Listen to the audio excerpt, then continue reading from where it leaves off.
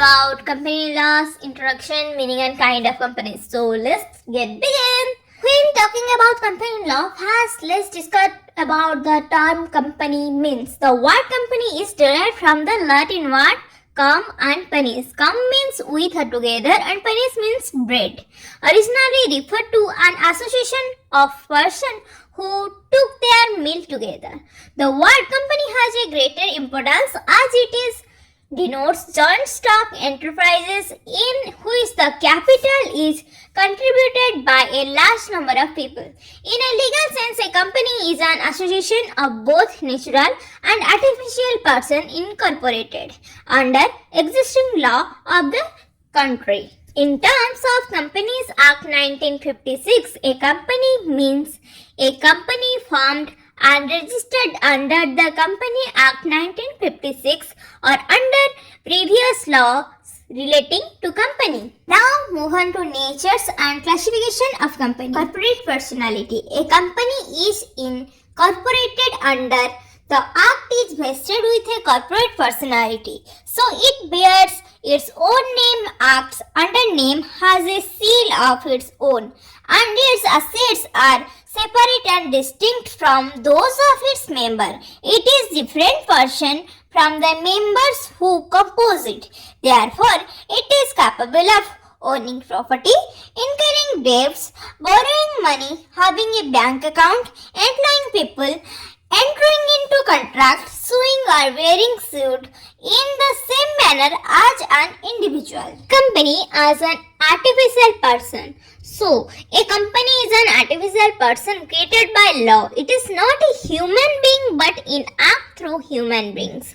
It is considered as a legal person which can enter in contract properties in its own name, sues and can be sued by others. Company is not a citizen. A company through a legal person is not a citizen under the Citizenship Act 1955 or Constitution of India. Company has nationality and residency.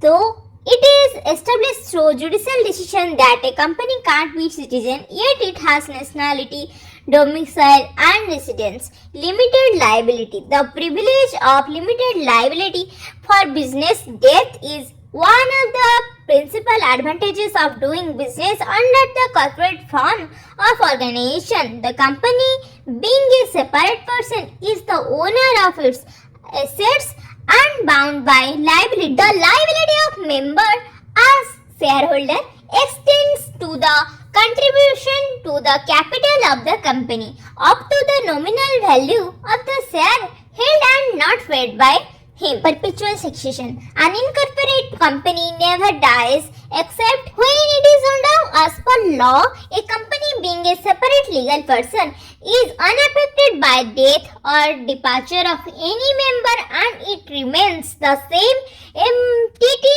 despite total change in membership. Perpetual succession means that the membership of a company may keep changing from the time to time but that shall not affect its continuity. Separate property. A company being a legal person and entirely distinct from its members is capable of owning, enjoying and disposing of property is vested and by which all its property is vested and by which it is controlled and managed and disposed of. Transferability of shares. The capital of company is divided into parts called shares. The shares are said to be movable property and subject to certain conditions freely transferable so that no shareholder is permanently or necessarily wedded to a company. Section 44 of the Companies Act 2013 tells about the principle by providing that the shares held by the member and movable property and can be transferred from one person to another in the manner provided by article. Capacity to sue and to be sued. A company being a body corporate can sue and be sued in its own name. Contractual right. A company being a legal entity different from its members can enter into contracts for the conduct of the business in its own name. Limitation of action.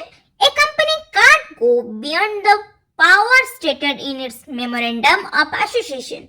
The memorandum of association of the company regulates the power and fixes the object of the company and provides the entire structure of the company rates. Now talks about separate management. The members may derive profits without being burdened with the management of the company. They do not have effective and intimate control over its working, and they elect their representatives as directors on the board of directors of the company to conduct corporate functions through managerial personnel employed by them. In other words, the company is administered and managed by its managerial person, voluntary association for profit. A company is a voluntary association for profit. It is formed for the accomplishment of some stated goal, and whatsoever profit is gained is divided among its shareholders or saved for the future extension of the company. Termination of existence. A company being an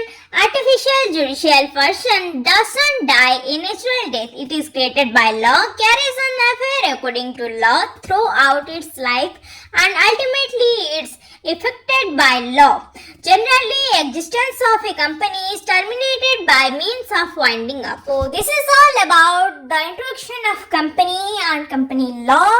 I hope you understand this well. Thanks for watching. Do like, comment, share and subscribe to Legal Break.